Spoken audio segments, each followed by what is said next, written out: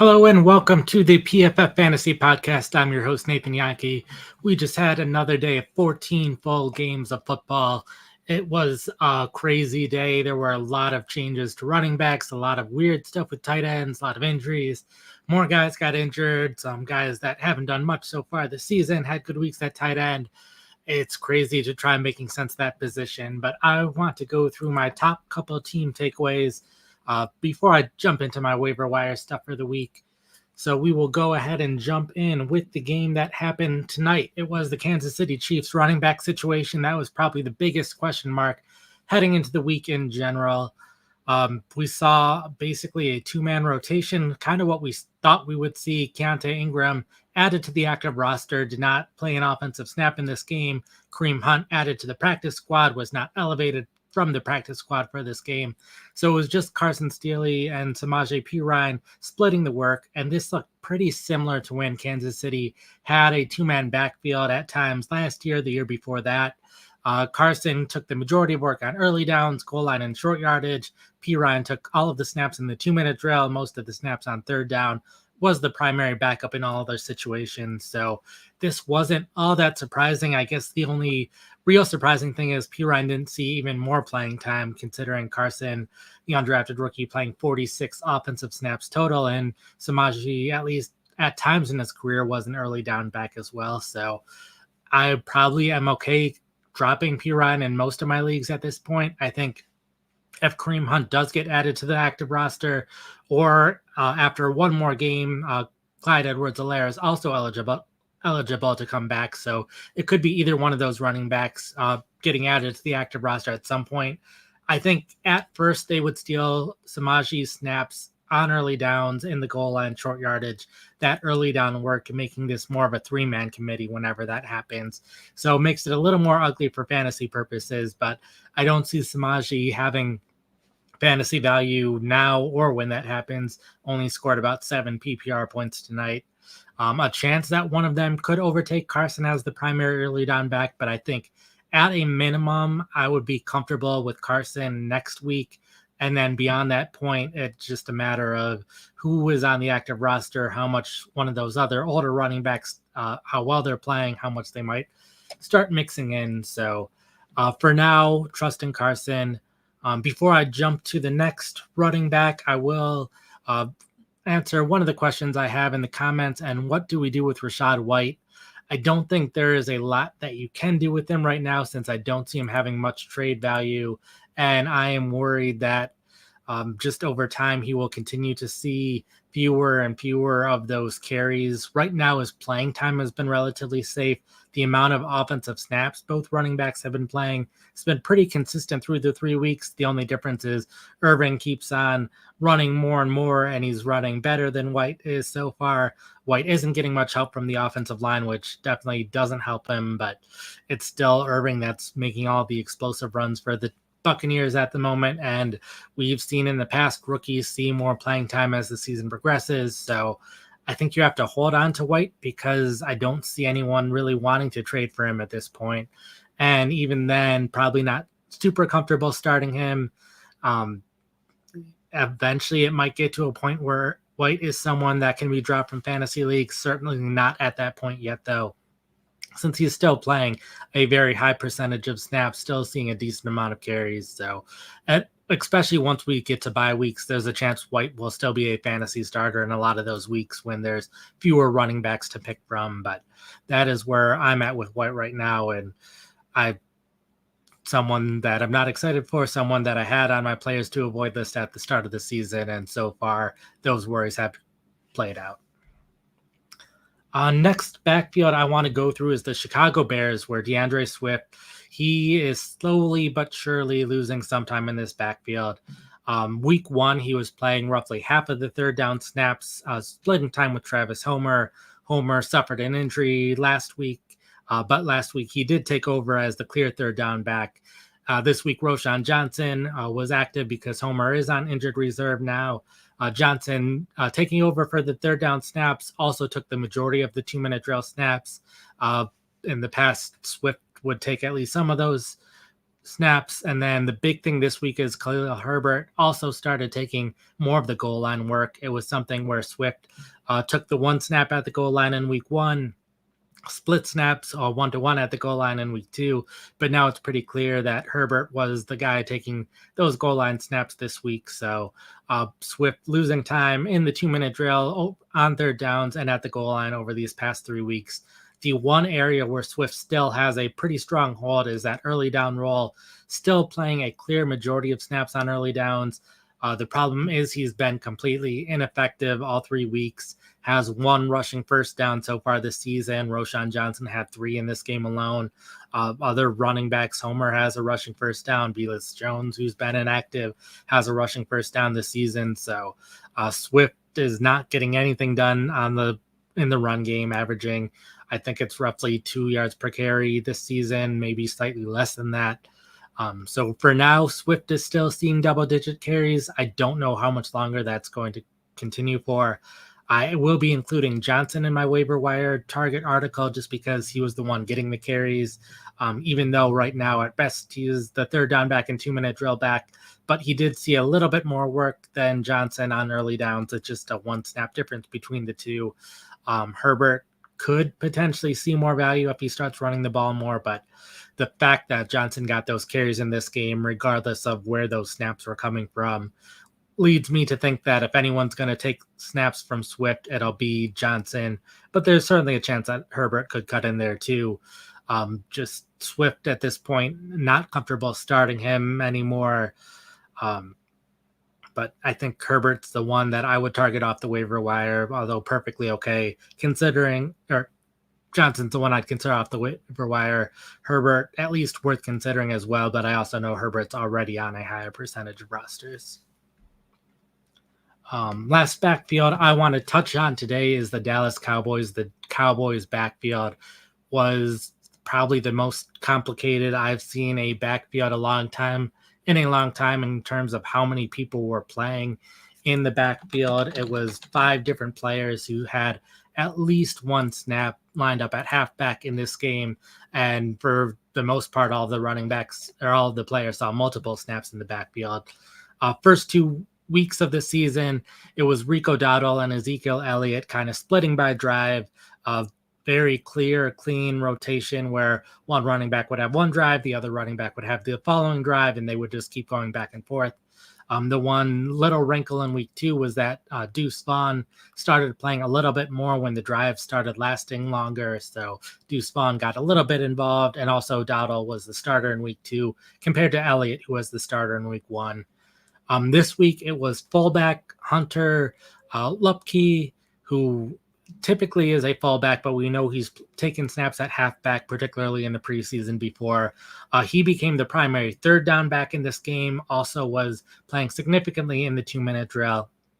So we were not seeing the same rotation that we saw the first 2 weeks. And then we even saw CeeDee Lamb taking a couple snaps in the backfield. At times it was Rico Dowdle lined up at wide receiver, so just confusing the defense. Other times there was just no running back on the field. So that meant fewer snaps to go around at running back.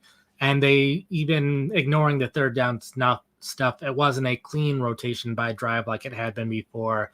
Rico Dowdle took the snaps on the first 2 drives, with Elliott not playing until the 3rd drive. And then the 4th quarter, when the Cowboys were trying to do their comeback, Elliott only played 2 of 31 snaps in the 4th quarter. So snaps a little bit skewed from what we could expect in a Cowboys win. Elliott snaps going lower. Then I wouldn't be surprised if Elliott snaps bounced back a little bit, but I am probably fine dropping Elliott in most leagues just because he doesn't have standalone value right now. He's not seeing enough touches to have standalone value. And even if the Rico Dowdle does suffer an injury, then it would just be Dalvin Cook who gets elevated to the active roster, and it would be Cook and Elliott splitting times, potentially neither of them seeing the third down work. So I just don't see a path for Elliott to be a fantasy starter in a lot of 10-man leagues, a lot of 12-man leagues with lighter benches, even in 12-man leagues with decent-sized benches. Obviously, if you're in a 14-team league, a bigger league than that, you definitely want to hold on to all the primary backup running backs. But plenty of leagues, perfectly okay with Elliott not being on your fantasy roster anymore. There were a couple of big things at wide receiver this week. Wanted to cover Juwan Jennings, and this one, Jennings having the huge game for the 49ers, catching the 3 touchdowns, having a ton of receptions in general, having one of the highest grades we've had for a wide receiver this season, at least in terms of the preliminary grades that we have so far. I would not be surprised if that stands because he had a number of spectacular catches and big plays. So Jennings, he was someone that wasn't as much on my radar heading into this week, just because I wasn't sure exactly how much his playing time would end up increasing. We saw Chris Conley playing significantly in 21 personnel in the first 2 weeks, with more snaps than Jennings in 21 personnel, and they split snaps in 12 personnel whenever they needed a backup in. So I wasn't even sure Jennings was going to see this huge increase in snaps like he saw this week, but he was playing the clear majority of 21 personnel snaps, a lot of snaps in 12 personnel too. So seeing a clear starter's workload definitely took over on the outside in those plays, and they ran a lot of snaps in 21 personnel in this game since they had the lead for most of the game. So great to see out of Jennings in general. He's going to be my top waiver wire add at wide receiver, probably overall just in general this week. I know we probably can't expect him to, get 3 touchdowns every week. He's not going to do that. And I don't know how much long-term value he has, just because we think Deebo Samuel is going to be out for a couple of weeks. So Jennings probably only the starter for a couple more weeks. Ricky Purcell could be coming back at some point as well. And George Kittle didn't play in this game, which that also plays a factor. So it was really just Jennings and Ayuk getting the vast majority of targets for the 49ers in this game. So in the future, there'll be more competition for targets, more competition for playing time. But at least for the short term, I think Jennings has the potential to have plenty of fantasy value this week and next week and the week after. And even then, just the 49ers knowing that he can play this well, I could see him cutting into the target share a little bit of the other players, since he will still play significantly in 11 personnel throughout the rest of the season. And then a couple other interesting wide receiver notes with the Rams, with Tutu Atwell starting the game and seeing more snaps than we expected. I'll go into a decent amount of detail on that in my recap. The Tennessee Titans wide receiver rotation, as well, with DeAndre Hopkins coming back. So a couple of more interesting notes at wide receiver than you typically see. And a question in the chat, Jacob Cowing not getting targeted. He really wasn't playing on offense in this game. Only 4 wide receivers took an offensive snap. Ronnie Bell ended up being the next wide receiver. I don't remember what Cowing's status is right now. He might even be injured for all that I remember. I can check quick to see if he was active. But, he was active as the 5th wide receiver, but just didn't play on offense. So I think he just hasn't worked his way far enough up the depth chart. I know in the preseason he was doing decent, so it was a little surprising for me to see Ronnie Bell being the wide receiver getting the snaps in 3 wide receiver and 3 wide receiver sets, with Chris Conley only really playing in blocking situations. But I think he's just hasn't worked his way up the depth chart, which that has been true for a lot of rookies so far. We saw a lot of rookies who were inactive this week, a lot of rookie running backs not seeing playing time, rookie wide receivers who are being consistently inactive or just not seeing the playing time as well. So this was touted as a really wide receiver heavy class, but so far it's really only been a couple of the players who are doing really well, and everyone else really hasn't worked their way up the depth chart as much as we would like to see yet. So if you have him in fantasy, if you have him in Dynasty, definitely still hold on to him. If you have him redraft, not looking for him to do anything, at least in the near future. Last situation I wanted to touch on was one of the tight end situations was with the Ravens. A lot of weird tight end stuff. Usually when I do my top 10 recaps, it's like 6 or 7 running backs, and I just stick to like 3 or 4 things about wide receivers and tight ends. This one's a lot more balanced. I have multiple things at tight ends and throughout the recap as well, especially with the injuries that happen with Detroit, with Arizona. Definitely lots of interesting tight end situations, but the one I want to cover here live now is the Baltimore Ravens, where it was the worst case scenario that we could see for Mark Andrews, and even Isaiah Likely only caught 1 pass for 4 yards. The only tight end who had any fantasy relevance with the Ravens today was Charlie Kolar, their blocking tight end, who only ran 3 routes but caught a 30-yard pass. This was a mess for fantasy purposes. The big thing for the Ravens in general was more so just the game script. A lot more snaps out of 22 personnel, 21 personnel than they were doing the first 2 weeks. So that played a big factor in things.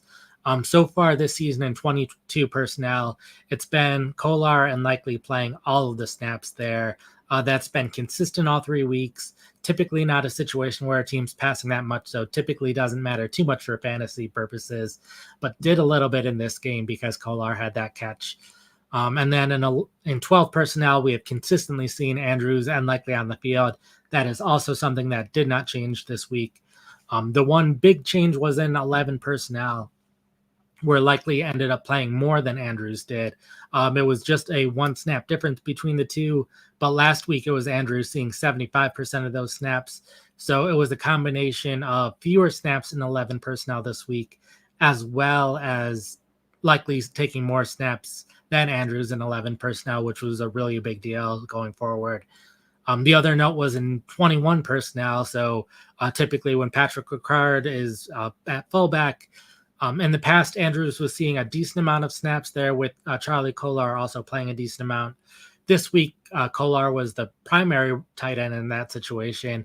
And then Isaiah Likely was the one taking a couple of snaps there. Likely was not playing too much in that personnel grouping the first 2 weeks. So Andrews losing playing time in both 11 personnel and 21 personnel this week. And the Ravens used more personnel groupings where Andrews is not on the field. So Andrews only ran 6 routes this game. The Ravens really did not have that many pass plays. I think 18 total dropbacks, 15 total attempts. So no one in the Ravens passing game did very well. But this is concerning not just for Andrews for this week, but Andrews going forward. Because if he's only taking half the snaps in 11 personnel, if he's no longer taking those snaps in 21 personnel, it's going to be a lot harder for him to be on the field enough for him to be fantasy relevant. And Likely only had that 4-yard reception this week, but despite the stat total being small, the usage was something that was a little promising because he was taking more work in 11 personnel, taking a couple snaps in 21 personnel as well. So generally a good sign for Likely going forward. If the Ravens stuck with how they were using these personnel groupings and just changed which personnel groupings they were using more or less often, just depending on the game script, that would lead to Likely running more routes on a consistent basis than Andrews, regardless of the game script. So I think that's something definitely to watch going forward. It is worth noting in 11 personnel, they have changed what they've done all 3 weeks of the season. So certainly a chance that could change again next week. But right now, it seems like Likely is the better tight end to have of the 2 Ravens tight ends. And I would have a really hard time putting Andrews in my fantasy starting lineup this upcoming week, knowing how little he played this week. And a question in the chat, all the tight ends have been or not so much a question, but the tight ends have been inconsistent this year, which definitely agree there. I think injuries have played a huge role in that. We have, in terms of the top 10 tight ends by ADP, 3 of them were injured and did not play this week. Another 2 of them got injured this week. Another 1 of them returned from injury, which has left only 4 tight ends of the top 10 that have at least been healthy this season. And Travis Kelce hasn't done very much this year. We saw it tonight. 3 games this year, all under 35 yards, no touchdowns yet. And he only had 3 games like that all of last season. Kyle Pitts, a top 10 fantasy tight end this week, but only the 2 catches tonight. Dalton Kincaid playing tomorrow night. So hopefully he has a big game to help boost the rest of the tight ends. But at least Brock Bowers has been decent this season. Dallas Goedert getting more targets with the injuries they've had at wide receiver. So at least a couple of tight ends that were drafted to do well have been doing okay so far this season. But a lot of tight ends where it's hard to figure out how I want to rank people on the waiver wire because so many guys have one huge week and then aren't doing much outside of that 1 week. So you don't know when they're going to have another good week going forward. But I think that's about going to cover it for me before I get to writing the waiver wire article so that can be up early Monday morning. This covered my top 5 things plus another couple of notes here and there. But if you want to read all of my takeaways, I go in depth on all 14 games that happened today in my big recap article, going over all the most important things. If you want to know more than just the utilization, if you want to know how well players played, if you want to know more about the defensive players, the offensive line, those kind of things, you definitely need a PFF Plus subscription where you can get our premium stats that has all of that information. Plus, while my recap articles are freely available, most of my other articles are behind a paywall. So if you want to hear more about the waiver wires or my start set or my rankings for the upcoming week, you will need a PFF subscription for that. Outside of that, in terms of podcast, we'll be back with John on Tuesday morning, like always, going over the waivers for the week. Definitely some interesting ones. Probably more. I think I'll have the most players in the waiver wire article this week than I had either of the 2 previous weeks. So will be an interesting week for waivers for sure, especially with 2 other games. And who knows what will happen there. And then John will be back for the IDP episode later in the week, as well as the start set episode with Nick later as well. So I hope everyone had a great week 3. I hope you're winning your leagues. And if not, I hope Monday Night Football can turn things around. But and have a good night, everyone, and peace out.